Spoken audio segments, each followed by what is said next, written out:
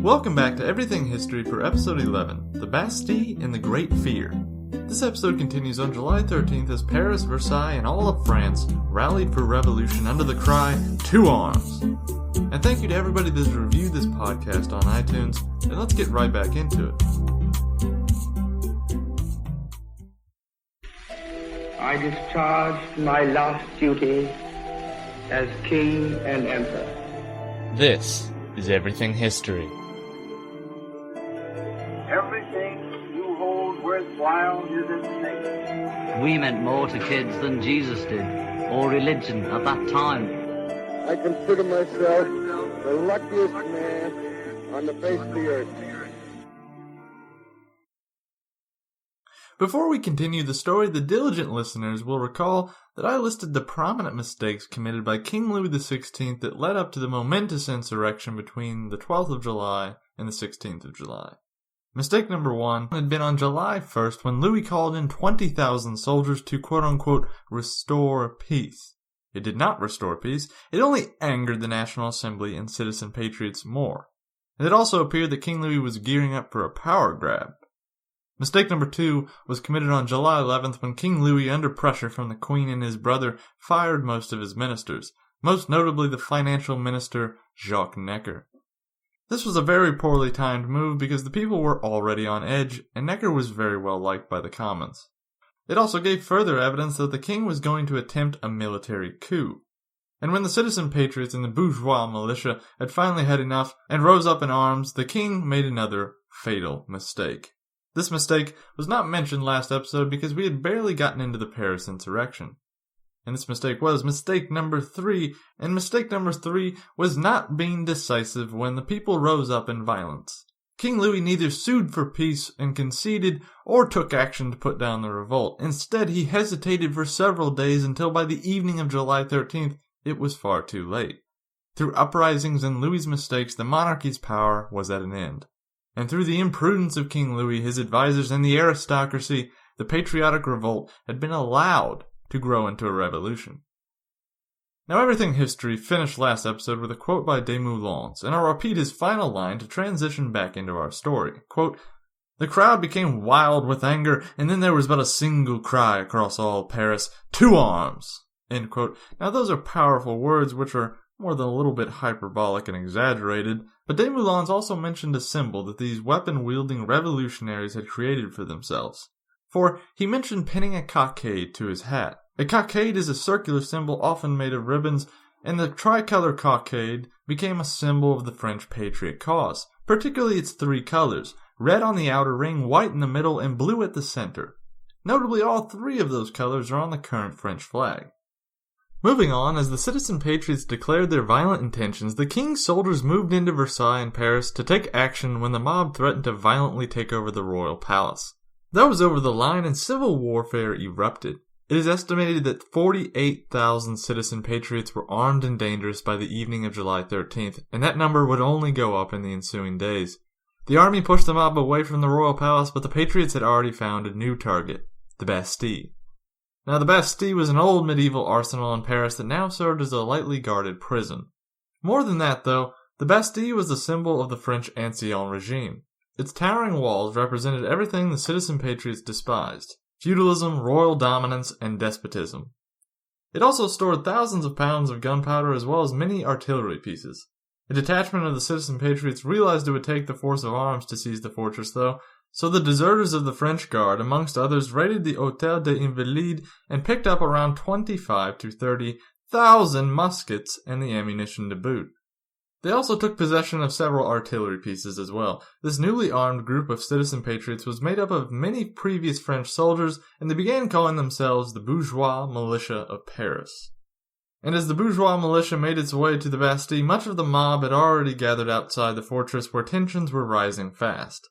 A popular newspaper described the July 14th events at the Bastille as, quote, "the first time serene and blessed liberty has at last been introduced into this abode of horrors, this frightful refuge of monstrous despotism and its crimes." End quote. The commander of the arsenal in early afternoon of July 14th was Governor Delaunay, who attempted to make peace with the crowd at around 1:30 in the afternoon. The governor did not know quite what he was dealing with, though, and when he lowered the drawbridge and hundreds of crazed citizens stormed in, the governor feared the worst. In his panic, he thought the mob was going to massacre the guards even after surrendering, which in all honesty was a valid fear. So Delaunay ordered his garrison to attack the citizen militia. They fired off several salvos, and within minutes 100 casualties were strewn in the courtyard of the Bastille, and the governor raised the drawbridge again. Several papers described Delaunay as, quote, the treacherous governor, and a Parisian named Keversol was an eyewitness. He referenced the opening of the drawbridge as a trap, and when the governor tried to explain himself and surrender to the citizens, he again said, quote, the people, infuriated by the treachery of the governor, took this offer of peace for another trap and continued to advance, firing as they went, end quote. Now, it's hard to discern here if the governor had actually attacked out of panic or malice, but the people were convinced it had been a blatant act of deceit. And as the evening arrived, the bourgeois militia arrived with their artillery, and Governor Delaunay formally surrendered, knowing full well that the fight was over. The governor surrendered on the terms that his men would be spared. The bourgeois leaders agreed to this, and the Bastille was surrendered on the momentous day of July 14th, 1789. But the mob of citizen patriots, in their bloodlust, did not obey the terms of the surrender. They let many of the soldiers go, yes, but the officers suffered another fate. A bit of a warning here, this description is about to get graphic. Quote, the people, anxious to avenge themselves, allowed neither Delaunay nor the other officers to reach the place of trial. They seized them from the hands of their conquerors and trampled them underfoot one after the other. Delaunay was struck by 1,000 blows. His head was cut off and hoisted on the end of a pike with blood streaming down all sides. This glorious day must amaze our enemies and finally usher in for us the triumph of justice and liberty. In the evening there were celebrations. End quote. Indeed, the citizen patriot mob and the bourgeois militia paraded the head of Governor Delaunay on a pike throughout the streets of Paris through the night. Thomas Jefferson, Mr. Morris, and countless neutral men witnessed this horrifying spectacle, but several witnesses reported seeing Parisians with, quote, tears of joy flowing from their eyes and raising their hands to the sky to bless the first moments of liberty, end quote. That's odd though, isn't it? Crowds of people crying from relief at the sight of one of the king's governor's heads on a pike being paraded throughout the capital? Well, let me try and assert that this is in fact not odd. And I'm not implying that these people were psycho or sociopaths. I'm implying, however, that their tears are not really about the head on the pike. It's about the meaning of what happened. Putting their horrendously violent actions to the side for a moment, the people were in such a state of emotion after the fall of the Bastille because it had vindicated their efforts. No longer were they, the common lowly citizens, to be trampled upon by the monarch and the aristocracy. Instead, they were patriots, and they had now at long last been recognized. And in the subsequent days, that fact became overwhelmingly apparent. The National Assembly renamed itself the National Constituent Assembly, and many of its leading members and notables personally oversaw the demolition of the Bastille. The bourgeois militia also grew in size and magnitude, but now how was King Louis reacting to this news? Well, on July 14th, all he wrote in his journal was one word, nothing. As in, he wrote the word nothing, and that was it. And that wasn't some sad, melancholy entry or an example of dark humor. It legitimately had not dawned on the monarchy yet how serious the situation was, mainly due to a lack of information. But after meeting with his council and several members of court over the next day, Louis realized his reign was effectively at an end. There's actually a nice anecdote of when he realized this. Near midnight on the 14th, the king was met with a visitor, Duke Liancourt, a confidant of Lafayette's. He was the very first to inform Louis of the fall of the Bastille. And Louis asked, quote, "Is it a revolt then?" And Liancourt retorted, "No, sire, it is a revolution," end quote. And it is then that King Louis XVI realized that he had only one real choice of what to do next, surrender, and to try and do so with dignity. Despite the National Assembly's grandstanding and the flamboyant rhetoric of Mirabeau and other members, the Assembly was actually relieved to hear this news. Most of them, including the active revolutionaries, were terrified at the recent events that had occurred. This actually led to a bit of cooperation and politicking between the Assembly and King Louis. The king agreed to withdraw all military force to cheers from delegates. And in the afternoon, the king went with the president and vice president of the Assembly, Mr. Bailly and Marquis de Lafayette respectively, on an elaborate carriage ride through the city. This procession of sorts was meant to dispel any further violence, show the surrender of King Louis, and most importantly, show the citizens that Louis and the Assembly were no longer in contest over power. Rather, they were now in concert. And during this procession, the citizen militia was present in force. Sources describe their numbers at over 100,000. And in front of the crowd, King Louis XVI legitimized the militia, renaming it the National Guard, and made Lafayette the Guard's new commander. Going further, Louis proclaimed Bailly the mayor of Paris, and it now seemed that the Bourbon monarchy had bowed out and handed over the reins of power. Much of the king's privy council, including one of his own brothers, had been strongly against the surrender, and it was a very controversial decision within the House of Bourbon. Many of them fled to the outer provinces or even out of the country, but Louis determined to stay a while longer despite the pleas of Queen Antoinette. On the 17th of July, the king made what was intended to be his last public act when Bailly placed a tricolor cockade on Louis's hat in front of the citizens of Paris. The fickle mob of citizens cheered their king as he returned to Versailles with his family, no longer a royal sovereign, simply a father to his family. Louis's role in the revolution was, though, sadly, not at an end, but for the time being his upcoming role was to be minimal. And as the fanfare and celebrations quieted in late July, the National Assembly and the citizens got back to business because despite the steps made in the proverbial changing of the guard, France was still in disarray. In fact, the Assembly was shocked at what they had to manage, and many privately wrote in wonder of how the king had managed the chaos so long. Bread prices remained at an all-time high, merchants from France were escaping, manufacturing had stalled, and tens of thousands were on the brink of starvation. To top it off, neighboring nations and their merchants refused to offer lines of credit to the new government for the time being, even the United States. So let's run through the primary problems and/or concerns the new French government was hard-pressed to deal with. Number 1. Famine. Prices were extremely high, the market was failing to bring in new grain, and the people were looking for someone to blame. So much so that certain citizen patriots were publicly lynching and decapitating anyone related to the grain market. Which leads into problem number 2, anarchy. Without the king, the army, and the bureaucracy, anyone was able to get away with anything. The National Guard was rapidly trying to fill the void, but in the meantime, lynching, decapitations, arson, and other violent acts were occurring daily, and at an alarming rate. And lastly, problem number 3, power vacuum. With the surrender of power by King Louis and the violent unfolding revolution, France had a power vacuum on its hands. And until the National Assembly and National Guard filled the shoes of hundreds of years of bureaucracy and tradition, France was going to be stricken by a lack of authority. And it is for that reason the people were able to get away with heinous acts. There was no one to stop them. There was no governmental structure, authority, police, anything of that nature to actually stop them. Lafayette was so overwhelmed with the responsibility that he even attempted to resign. Luckily, he was convinced to stay in command, though. And this authority problem would grow as the revolution spread full force into the provinces.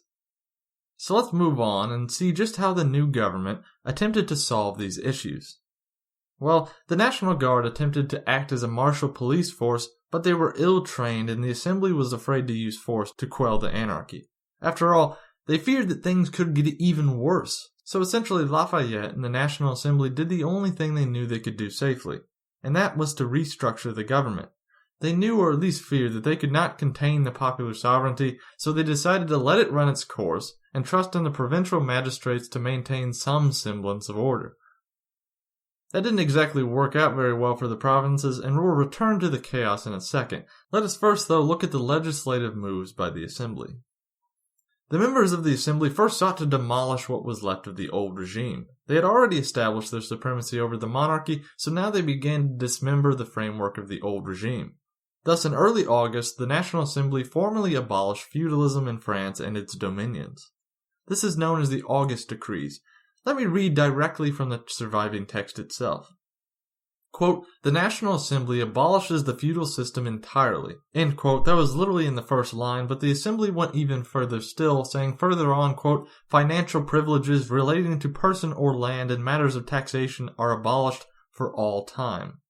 End quote. And they finished by noting that Louis XVI was the restorer of liberty. The whole reason they noted that was because the National Assembly wanted to convey that they were working in union with the king. To put that in simpler terms, they wanted to convey that France was now functioning as a constitutional monarchy. After abolishing feudalism in August, the National Assembly now set itself on the task of creating a new constitution for France. But as they deliberated, France continued on in chaos. With the lack of a governing force in the provinces, particularly the rural areas, everything had devolved into lawlessness and anarchy. Indeed, the revolutionary spirit that had leveled Paris and Versailles in July was now erupting in the countryside of France.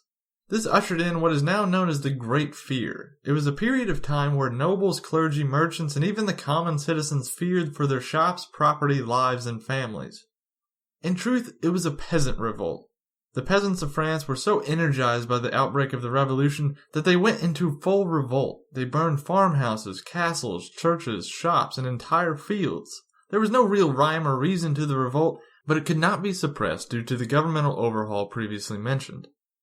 Many historians believe that the Great Fear only lasted about a fortnight, up to August 4th, the date that feudalism was abolished, but that is not at all true. The August decrees only increased the pandemonium in the countryside, and let's not delude ourselves, the Great Fear continued all the way into October of 1789, at least. And the Great Fear continued so long because of fear. Let me explain that. Obviously, the non-peasants, from small farmers to nobles, were frightened, but the fear that kept the Great Fear going and growing was the fear that the peasants had. Yes, these misguided, patriotic peasants, if we can call them that, were scared stiff. They were frightened that feudalism would come back, they were frightened that the privileges of the nobles and clergy would come back, and they were scared every day of starvation. This fear drove them to extremes. They suspected the nobles and farmers of intentionally creating the famine and lashed out violently. There were even rumors that the Austrians were planning an invasion from Netherlands and that the Spanish were building up troops to the south. And it was these kinds of fears and rumors, though unfounded, that inspired the Great Fear and kept it going all the way into autumn. Now that was a lot of figurative rhetoric. Allow me to present real evidence to back up how terrifying the Great Fear really was. Much of it began, as you might imagine, with peasants refusing to pay taxes. A provincial priest said, quote, "When the inhabitants heard the call of revolution, they began to refuse to pay both tithes and dues. Considering themselves so permitted, they said, by the new law to come." End quote. And that was from late July. Note how the peasant brigands justified their actions. They believed they were justified, quote, they said, by the new law to come. Yes, in their lunacy, they were convinced the new government would actually sanction their actions. Whatever the justification was, the word began to spread that it was, essentially, open season for lawlessness. Word spread in bizarre ways, too. For example, a letter carrier named Bruyère wrote all night to the city of Rochechouart to warn the people of an approaching army of brigands. The man, upon arriving, said, quote, "It's horrible, frightful, fire and blood are everywhere. Save yourselves, adieu, adieu, perhaps the last time." End quote. And then he rode off to the next city. That was on July 29th, and cases like these were not isolated. They were occurring all over the country. In the small village of Gallifontaine, a crew of brigands showed up after hearing rumors that the Austrian army was encamped there. This was not true, but it did not stop the brigands from setting the homes and farmhouses ablaze. That was on July 28th, 75 miles northwest of Paris. And 35 miles north of Paris, near present-day Creil, a village was pillaged and burned to the ground. A one Marie-Victoire Monet and her family were so frightened in the next village over that they hid in a haystack all along with only a loaf of bread to avoid starvation. That was in early August. And the major cities of Dijon and Lyon, 220 and 310 miles southeast of Paris respectively, were so frightened in early August that they went into a paranoid state of vigilance. The cities conjured up thousands of volunteer militiamen to stand guard 24/7 on every bridge and road into their cities. This type of paranoia spread throughout and perpetuated the Great Fear further. For example, 120 miles west of Paris in Champagne, a dust storm blew up and the people feared another attack. The local citizens banded together and in a few hours a force of 3,000 rose up to defend their families and homes from brigands. But upon closer inspection, there were no brigands. It was just a large herd of cattle that had kicked up dust, and that was in late July. And it's events like these that really describe the Great Fear because the people honestly didn't know if the next town over was still there. And whether the fear was real or imagined did not matter. And sadly, it was far too real for far too many. In Bocage, Picardy, Burgundy, Franche-Comté, and Alsace, the manors and chateaux of nobles and leading officials were all torched in early August. These were not isolated events, as I said before. It was occurring in every single province of France, and nobody knew when the next attack would come. The widespread panic provoked the spokesman of the National Assembly's Reports Committee to say, quote, "By letters from every province, it appears that properties of whatever sort are falling prey to the most disgraceful brigandage. On all sides, castles are being burned, monasteries destroyed, farms given up to pillage. Taxes, payments are all destroyed, the law is powerless, magistrates without authority, and justice is a mere phantom sought from the courts in vain." End quote. That is an extremely honest account from the Assembly. They even addressed why the uprising was allowed to happen and perpetuate itself in the first place. Because, quote, "the law was powerless, and justice is a mere phantom sought from the courts in vain." Indeed, and the spokesman released that statement on August 4th. And many in the high circles of France in their depression began to see the uprising of the Great Fear as a flaming scourge burning through the deadwood of French society. I'll give you a final first-hand account of the situation in France. From August 13th, a royal official named Perigny gives a full report on the state of the provinces. Quote, "The flames are sweeping through Anjou and Maine. In Dauphine, papers burnt, the chateaux pillaged, and roofs removed if they were not burnt. They were not even left with the means of gathering and securing their harvest." Monsieur de Larencin's sister says that she was in such despair because she was not killed by the first shot which reached her room. She had been hounded through 2 chateaux and then to a friend's house, and with her was her young and beautiful unmarried daughter. The 2 of them, with her husband, were pursued for 35 hours without respite. The monks at Cluny were more clever and more fortunate. The inhabitants of their small town had become so attached to them through their good deeds and the renunciation of their rights and dues that under the leadership of one of the monks, the townsfolk wiped out a whole gang of marauders. The citizens of Cluny hid themselves well armed in the abbey. They concealed 2 cannon in a shed facing the main road in the town, and when the brigands had thought to take the abbey and the townsfolk by surprise, the inhabitants let them all come in, closed the gates of the town, while at the same instant they uncovered the 2 cannon loaded with shot and all fired at the same time. Not a single outlaw escaped. They were all killed or taken off to royal prisons. And they were found to be carrying printed papers saying, quote, "on the king's orders." These documents were invalid and encouraged the burning of abbeys and chateaux on the pretense that the nobles and abbots hoarded supplies of grain in poisoned wells and intended to reduce the people, the king's subjects, to the direct misery. In the province of Alsace, the inhabitants destroyed the superb forest, destroyed the fine glass-making establishments at Baccarat and the king's own ironworks. The marauders are now in the forest of Saint-Germain, cutting down the finest trees. End quote. That is as close as we can get to truly experiencing and understanding what the Great Fear was. And I don't want to get any closer than that. Perigny finished his letter by saying, quote, "It is impossible to be sure now and for the immediate future where to live in France, or who can even preserve their wealth. The king is in a state of despondency, and in reply to complaints, says that there is nothing he can do." End quote. And there really was nothing the king or the government could do, for as the National Assembly had admitted, justice was but a phantom. And such events of civil unrest continued all the way into the fall of 1789. That is where everything history must halt in mid-August 1789. When we return, the National Assembly will formalize the rights of French citizens and begin the creation of a formal constitution for the new French government, and civil unrest will slowly begin to die down. And remember to rate, review, and subscribe on iTunes. And if you have any questions, concerns, or corrections, the email address for Everything History is everythinghistorypodcast@gmail.com. That's everythinghistorypodcast@gmail.com. Thank you very much.